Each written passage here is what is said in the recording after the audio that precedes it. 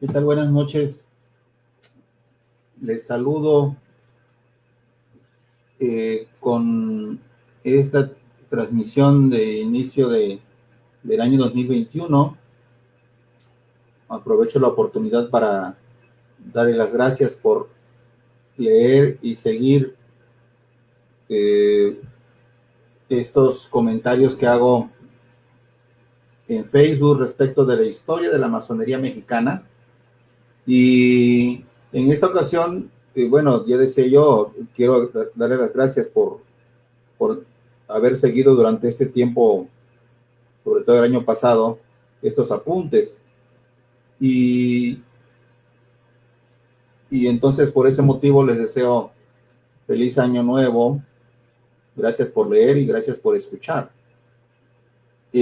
Había hecho dos apuntes. Uno, el de que íbamos a platicar aquí el tema de Manuel Basilio de Acuña Reis, que hizo contratos con Maximiliano de Habsburgo, contratos que de Acuña Reis hacía como empresario y que en muchas de sus partes impulsaba la esclavitud, trabajaba el tema de la esclavitud, y eso ha quedado demostrado con sus libros. José María Mateos trata muy mal a Manuel Basilio de Acuña Reis. En general, Mateos es muy crítico del rito escocés y, aprovechando esa situación, bueno, critica severamente el tema esclavista en la fundación del rito escocés y en caso particular de Manuel Basilio de Acuña Reis. Entonces Mateos es muy crítico en ese sentido, y lo que ocurre con José María Mateos es que él no da pruebas, no emite documentos acerca de qué es lo que hacía exactamente Manuel Basilio de Acuña Reis como traficante de esclavos. Entonces, esto ha quedado demostrado en distintos documentos que les he podido mostrar aquí, y en particular dos trabajos que hizo Manuel Basilio de Acuña Reis junto con otras personas, proponiendo la inmigración de esclavos a territorio mexicano, a territorio cubano en otro momento. Dice uno de los documentos, dice que van a traer manos libres africanas a México. Bueno, ¿quién puede pensar que a mitad del siglo XIX hubiese siquiera alguien que pudiese calificar de manos libres o inmigración libre africana? Era una manera de llamarle de manera eufemística, de manera bonita, a la esclavitud. En concreto, egipcios, imaginemos negros egipcios traídos a México, al imperio de Maximiliano, al territorio mexicano, eran necesariamente esclavos. En ninguna parte vamos a encontrar que eso lo aceptara Manuel Basilio de Acuña Reis, pero exactamente eso hizo. Y lo hemos presentado los libros, las imágenes de los libros en esta página de Facebook. Entonces, Acuña Reis, como traficante de esclavos, se acercó a Maximiliano de Habsburgo, y al instalar el Supremo Consejo de Rito Escocés en diciembre de 1865, se presentó con el emperador, y el emperador no quiso ingresar a la logia. Entendemos que él no fue masón nunca. Es una discusión que debato ahí en mi libro, que el emperador no fue masón en ningún momento. Entonces, con esas circunstancias, como sea, el emperador sí aceptó que dos representantes suyos estuvieran en el Supremo Consejo, que fueron Federico Semeleder y Rodolfo Gunner, íntimos, cercanos a él, europeos además. No propuso Maximiliano, por ejemplo, a dos mexicanos que pudiesen haber entrado allí. Dice José María Mateos que estas dos personas, Semeled y Gunner, fueron ingresados al rito escocés y elevados inmediatamente, ese adverbio usa, inmediatamente al grado 33, para que pudiesen sesionar en el Supremo Consejo y pudiesen formar parte del Supremo Consejo. Fueron elevados inmediatamente al grado 33. Pero nuestro personaje es Manuel Basilio de Acuña Reis. Entonces, él fue traficante de esclavos, es definitivo, está documentado, lo presentó en sus libros, en distintos trabajos. Y lo que quería comentar con ustedes y quiero comentar en esta plática que ya había ofrecido y que se habían ido los días sin poderlo hacer, es de que Manuel Basilio de Acuña Reis también hizo tratos y negocios con Benito Juárez. Esto es verdaderamente extraño. Quienes conocen el tema y con quienes he podido platicar ese asunto dicen, bueno, negocios son negocios, en inglés business are business. Y si ya se murió el emperador o cayó y bueno, y fue fusilado, ¿quién manda? Bueno, manda Benito Juárez, pues con él, los negocios. Y Benito Juárez, el presidente Benito Juárez, en el mismo año 1867, en que murió el emperador, hizo tratos con Cuña Reis. Estos tratos son verdaderamente sorprendentes, extraños. Voy a empezar a compartir pantalla, a ver si no me hago bolas, si no se logra. Voy a compartir aquí una ventana que es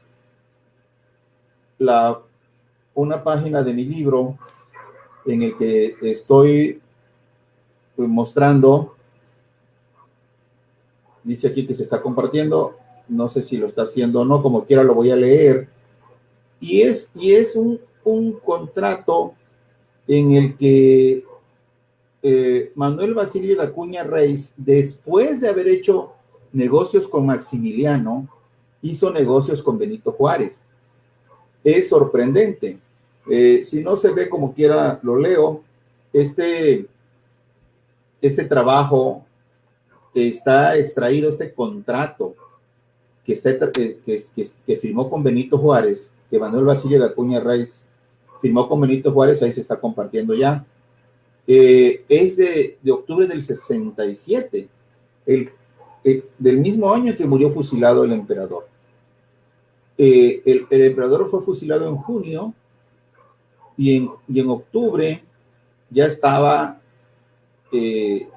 Cuña Reis haciendo negocios con Benito Juárez, y Benito Juárez aceptó hacer negocios. Yo no entiendo por qué Benito Juárez, en consideraciones políticas, pudo haber hecho un trato así con un hombre que había servido al imperio. Es decir, Benito Juárez no tuvo ningún tipo de reserva, ningún escrúpulo para hacer tratos con Manuel Basilio de Acuña Reis. Es sorprendente y no encuentro yo la explicación. Yo considero que no está en la explicación de que Cuña Reis y Benito Juárez fuesen masones los dos. Me parece que ese no es la explicación, que ese no es el caso. Aquí estamos viendo este artículo, bueno, este conjunto de artículos, son 30 y tantos artículos, creo que 32, y leemos esta parte que dice aquí, este es el original de mi libro, en PDF, y aquí apunté al final de la página 215. Al menos un contrato hemos podido hallar con el nombre del masón portugués Cuña Reis.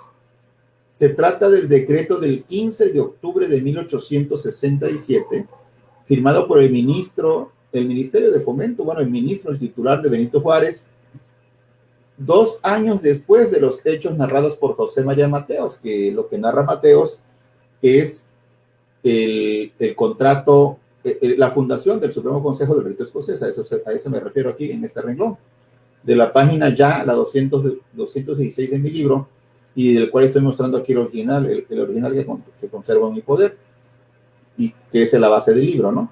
Entonces, aquí sigo leyendo, da prueba de que los masones ferrocarrileros escoceses, entre comillas, masones ferrocarrileros escoceses, tuvieron éxito con Maximiliano de Habsburgo y también sorprendentemente con el gobierno de Benito Juárez, cuando Maximiliano tenía 4 meses de muerto y su cadáver embalsamado se hallaba todavía en territorio mexicano, esperando ser entregado a sus deudos europeos. Entonces, Cuña Reis, esclavista y masón, hace negocios con Maximiliano. ¿Cuáles negocios? Bueno, tema de otra plática, para poder compartir con ustedes qué tipo de negocios, en qué consistieron, cuáles se concretaron y cuáles no. Quiero insistir que el tema de la plática de esta transmisión es que Cuña Reis hizo negocios con Maximiliano y también con Benito Juárez. Ese es el centro de la plática. Que hizo con los dos y que Benito Juárez, para mí, de manera sorprendente, aceptó hacer negocios con un hombre que sirvió e hizo tratos con el emperador. ¿Cuántas cosas pudieron haber intervenido en el ánimo de Benito Juárez? Quizá el hecho de que quisiera él, Benito Juárez, modernizar a México por las razones del tipo de contrato. No era exactamente el tema de transporte de esclavos, sino la construcción de un ferrocarril y de algunos otros servicios que implicaban el servicio de mano humana, de obra humana, de mano de obra, en el que estaban implicadas muchas cosas extrañas. Benito Juárez lo firmó. Este es el texto.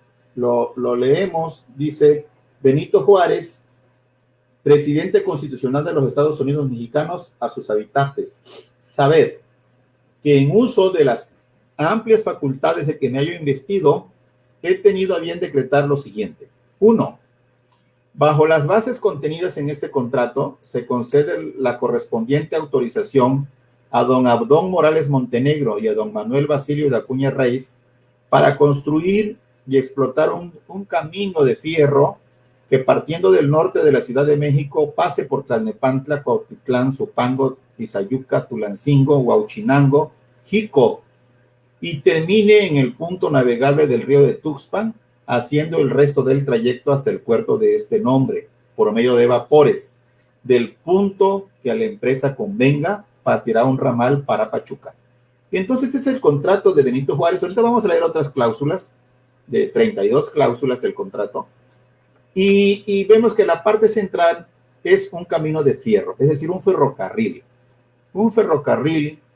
que parta del norte de la Ciudad de México hasta Tuxpan, y que se firmó por Benito Juárez y su ministro de Fomento, Blas Valcárcel, que obviamente que lo hace por indicaciones del presidente Juárez. Y yo no termino de sorprenderme. Repito, una posible explicación. A Juárez le interesa modernizar el país, le interesan vías de comunicación, y si el hombre dice que tiene el dinero para hacer el ferrocarril, pues que lo haga. No importa que Manuel Basilio de Acuña Reis fuese un masón esclavista, traficante de esclavos, que hubiese servido a Maximiliano. Todo eso lo desechó el benemérito y le firmó el contrato. Se publicó en el Diario Oficial de la Federación. Blas Valcárcel, obviamente no tengo ni por qué decirlo, no podía haber firmado esto sin el consentimiento del presidente de la República, que apenas había llegado a la capital después de la guerra contra la intervención y el imperio. Sabemos que había sido derrotado y fusilado el emperador en junio, y esto ya se estaba firmando en octubre. No termino de comprenderlo. Bueno, esta es la primera parte del artículo 1. Construir un camino de fierro del norte de la Ciudad de México a Tlalnepantla, Cuautitlán, Zumpango, Tizayuca, Tulancingo, Hidalgo, Huauchinango. Yo no sé por qué puse cursivas ahí en Huauchinango, ahora no lo recuerdo. Huauchinango y Jico. Y termine en el punto navegable del río de Tuxpan. Ese es el plan. Ferrocarril México-Tuxpan. Número 2. Los concesionarios se sujetarán en todo a los planos, niveles y trazos presentados ya al Ministerio de Fomento. 3. Voy a leer nada más los renglones o palabras iniciales de cada artículo y nos detendremos en algunos más importantes. 3.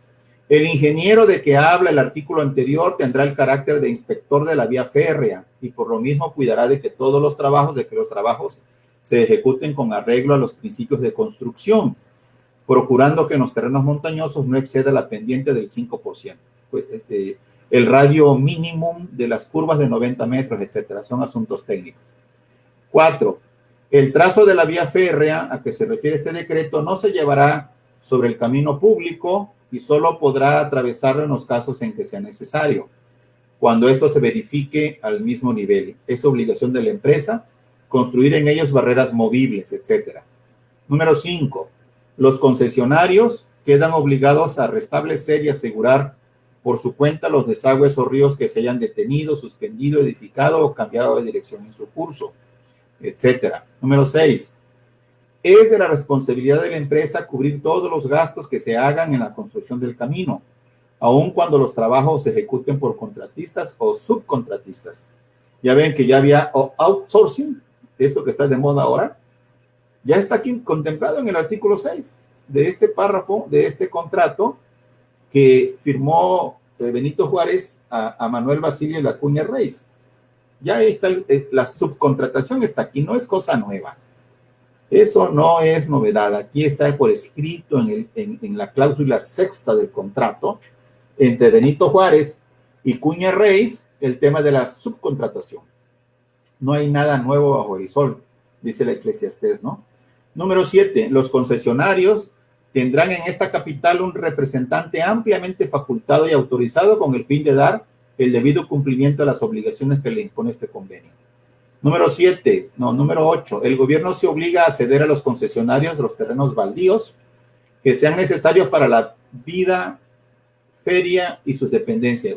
Vía férrea, debe decir aquí, vía férrea y sus dependencias. Número 9. Los concesionarios quedan autorizados para establecer en el trayecto de la vía férrea un telégrafo para el servicio de ella. Es decir, Cuña Reis pensaba en grande, pensaba en la vía férrea y pensaba, y Benito Juárez le autorizó un servicio telegráfico durante todo el trayecto. México-Tuxpan, telegrafía. Número 10. Los concesionarios comenzarán la construcción del ferrocarril y la línea telegráfica dentro de 10 meses,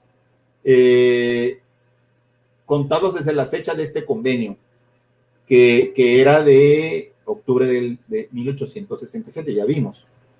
Debiendo terminar en cada año, a satisfacción del gobierno, un tramo de 16 leguas, por lo menos, para que toda la línea quede concluida precisamente en 5 años.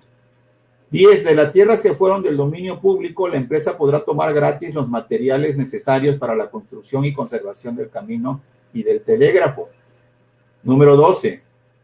Los concesionarios podrán importar libre de derecho los materiales, máquinas, herramientas, carruajes, carbón, alambre, etcétera, etcétera, para el telégrafo. Número 13. Los capitales invertidos en el camino, línea telegráfica y sus pertenencias quedarán exceptuados de impuestos y contribuciones durante 60 años. El benemérito, Benito Juárez, exceptúa de impuestos por 60 años a la vía del ferrocarril México-Tuxpan, firmado con Cuña Reis. 14. Los directores, ingenieros, maquinistas, empleados y trabajadores estarán exentos de cargos concejiles y del servicio de Guardia Nacional. Número 15. Los derechos que se cobren por fletes de mercancías, conducción de pasajeros, telegramas y demás se sujetarán a la tarifa que forman los concesionarios. 16. Las concesiones hechas por este decreto durarán 60 años, contados desde el ferrocarril y telégrafo se pongan al uso público. 17. La empresa queda obligada a conducir a cualquier punto en todo el tránsito del camino libre de gastos la correspondencia que se transmita por él. Es decir, Benito Juárez, su gobierno lograba ahí una cuestión de correo sobre el ferrocarril. Número 18. Se autoriza a los concesionarios, es decir, Acuña Reis, para canalizar la laguna de Tamiagua, poniéndola en comunicación con los esteros adyacentes, etcétera. 19. Los vapores o buques de la empresa llevarán precisamente bandera mexicana. 20. La empresa dará una fianza a satisfacción del Ministerio de Fomento dentro de 5 meses contados desde la fecha de este decreto por el valor de 50,000 pesos, siendo la entrega de esta fianza condición indispensable para la existencia y validez de las concesiones hechas en este decreto. 21. La empresa a este decreto se refiere es y será siempre exclusivamente mexicana, pues aunque forme alguna compañía en el extranjero, se considerará, sin embargo, como constituida y organizada ahora en la República Mexicana. Ahí rescata el benemérito Benito Juárez el tema, pues, de la soberanía, digamos. 22. La empresa de don Abdón Morales Montenegro y Manuel Basilio de Acuña Reis y cualquier otra persona que pueda sucederle, así como todos los extranjeros y los sucesores de estos que tomen parte en ella, sea como accionistas, empleados o cualquier otro título o carácter, serán considerados como mexicanos en todo lo que de dicha empresa se refiera. 23. En ningún caso podrá la empresa, bajo la pena de nulidad, traspasar, ni hipotecar, ni enajenar las concesiones de este decreto, ni el ferrocarril, ni el telégrafo a un gobierno o estado extranjero, etc. 24. La empresa se sujetará a las leyes vigentes en México relativas a las vías públicas y a lo que en lo sucesivo se hieran respecto de caminos de fierro. Si al efectuarse los trabajos del camino y estaciones apareciera algún criadero metálico o cantera de cualquier clase que sea, se adjudicará a la empresa sin perjuicio de tercero, siempre que para ello cumplan con los requisitos que previenen las ordenanzas de minería. Es decir, si ellos encontraban en el camino una mina de lo que fuera, era para la empresa. Eso era una concesión ahí extraña que le dio el gobierno de Benito Juárez a Acuña Reis. El 26, el gobierno se compromete a impartir a los concesionarios o a las compañías que formen la más eficaz protección para el cumplimiento de lo estipulado. 27, luego de que se pongan al uso público algún tramo del camino, el ingeniero nombrado por el gobierno hará que se dicten las medidas necesarias a fin de que haya seguridad para los pasajeros, orden y regularidad en las horas destinadas para salida de los trenes. 28. Los concesionarios sentarán el Ministerio de Fomento en el mes de cada año un informe comprendiendo los puntos siguientes. En enero de cada año tenían que informar los nombres de los accionistas y lugar de su residencia, los nombres y residencias de los directores y demás empleados de la compañía, el importe del capital, una descripción de la vía construida. 6. Importe de los recibos por pasajes en la vía. 7. Un informe de los gastos de la empresa. 8. Un informe de las deudas de la compañía expresadas las clases de ellas. O sea, el tipo de deuda que tuviera. 29. En todo caso fortuito o de fuerza mayor se suspenden las obligaciones que contrae la empresa respecto de los casos fijados en este decreto durante la suspensión por solo el tiempo que dure el impedimento. 30. Las concesiones que contiene este decreto caducarán por las causas siguientes. Por no dar al ministerio, o sea, al gobierno, la fianza de que hable el artículo 20 dentro de los 5 meses, etc. 2. Por no cumplir con la obligación de construir los tramos ya marcados por año, ¿no? Y tanto del ferrocarril como del telégrafo. 3. Por suspender durante un año consecutivo los trabajos del camino. Por admitir como socio un gobierno o estado extranjero. Por traspasar, hipotecar o enajenar las concesiones. Por traspasar, hipotecar o enajenar las concesiones del ferrocarril y el telégrafo a un particular. 31. En caso de caducidad por alguno de los motivos explicados en el artículo anterior, la empresa perderá las concesiones otorgadas en este convenio, conservando únicamente como de su propiedad la parte de camino ya terminada, las locomotoras, trenes, edificios y demás objetos empleados en su servicio. 32. Toda duda o controversia sobre la inteligencia o ejecución de esta ley será decidida por los tribunales federales competentes de la República Mexicana. Por tanto, mando se imprima, publique, circule y se le dé el debido cumplimiento. Dado en el Palacio Nacional de México, a 15 de octubre de 1867, Benito Juárez al C. Blas Valcárcel, ministro de Fomento, Colonización, Industria y Comercio. Expide Benito Juárez, firma Benito Juárez, número 6136. Y lo he encontrado en un libro que enseguida voy a mostrar. El diario del siglo XIX, sigo leyendo ya fuera del contrato, del 22 de febrero de 1868, insertó una nota donde se informaba de una subrogación o financiamiento extranjero de la empresa ferrocarrilera de Cuña-Reis. Y aquí está la transcripción del texto y cómo después esto, como ya es obvio, por todos tenemos el dato, el ferrocarril no llegó a construirse. Lo que importa aquí es que Benito Juárez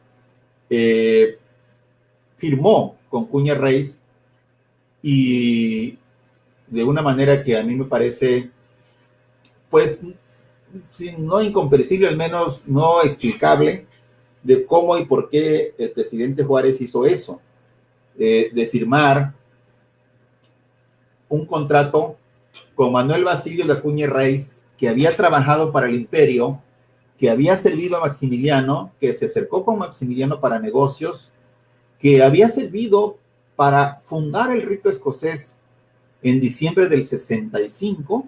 Yo no creo que eso no lo supiera Benito Juárez. Simplemente su razón pudo haber sido otra, no la que yo les propongo, que es que Benito Juárez quería modernizar y construir vías férreas, caminos de todo tipo, y si Cuña-Reis había servido al imperio y a Maximiliano y al rito escocés, pues no le importó a Juárez, siempre y cuando Cuña-Reis cumpliera con su parte. Un ferrocarril México-Tuxpan con línea paralela telegráfica, ferrocarriles y telegramas, ferrocarriles y telégrafo. ¿Dónde encontré este trabajo? Este contrato lo encontré en este libro titulado La Administración Pública en la época de Juárez. Es un libro extraordinariamente kilométrico que tiene, voy a ponerles aquí, 1466 páginas, casi 1500 páginas. Tiene este libro. Lo leí, pues sí, la mayor parte.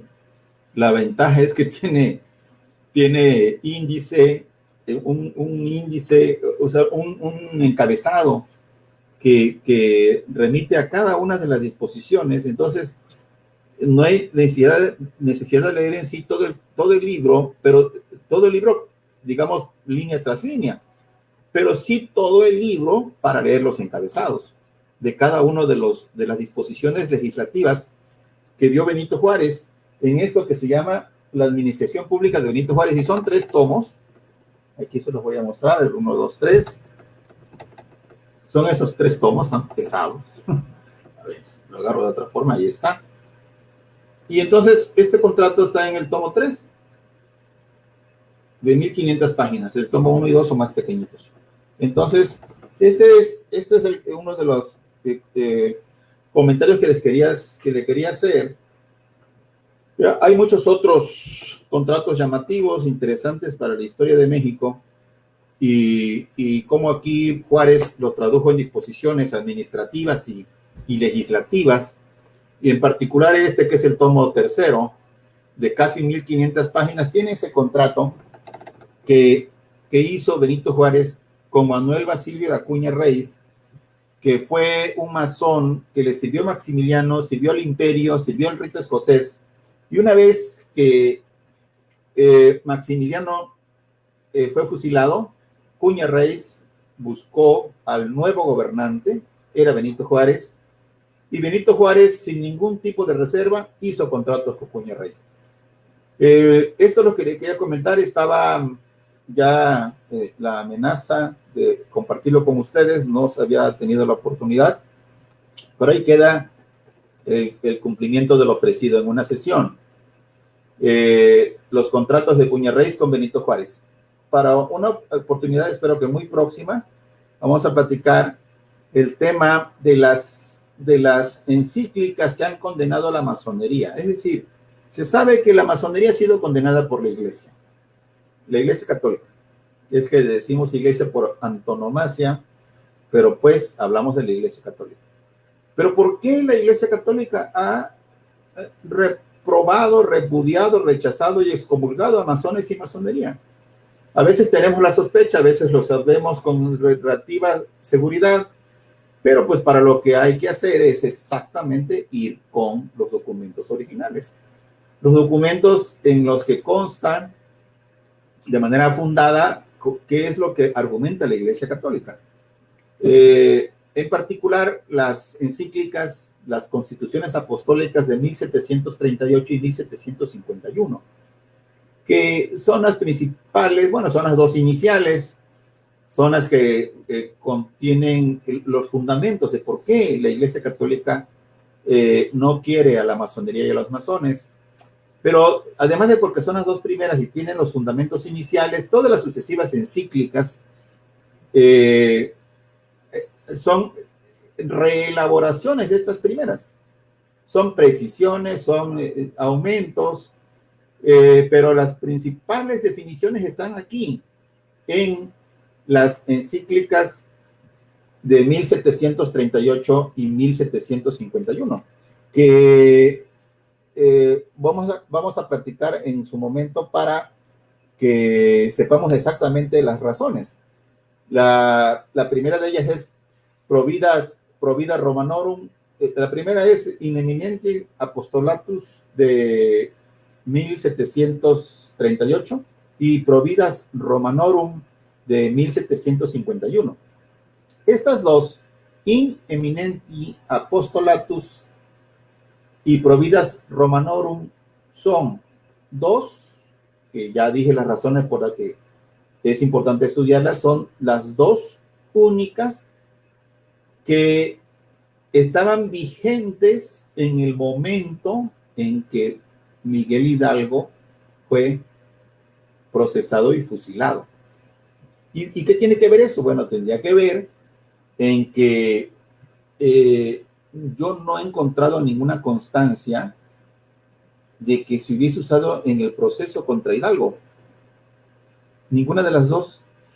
Ni la de 1738 In Eminenti Apostolatus, ni la de 1751 Providas Romanorum en contra de Miguel Hidalgo.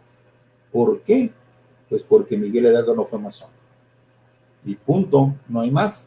Por eso comento que son las dos que estaban vigentes cuando Hidalgo fue procesado y fusilado. Las siguientes son posteriores a la muerte de Hidalgo y que ya no, decía yo, no tiene ya mucho sentido revisarlas porque son reelaboraciones, precisiones, aumentativos de las primeras. Entonces ahí vamos a revisar por qué, cuáles son las razones de esa reserva de la Iglesia Católica contra la masonería y los masones. En otra próxima plática, espero que no trae tanto como esta. Y la de hoy fue, bueno, compartir con ustedes cómo Cuña Reis le propuso negocios a Benito Juárez y Benito Juárez aceptó, a pesar de que Cuña Reis estaba marcado por el imperio, por el esclavismo y por el rito escocés. Muchas gracias y espero que nos veamos pronto con las encíclicas In Eminenti Apostolatus y Providas Romanorum para entender un poco más de estas razones de la crítica católica contra la masonería y su relación con Miguel Hidalgo. Muchas gracias y hasta la próxima oportunidad.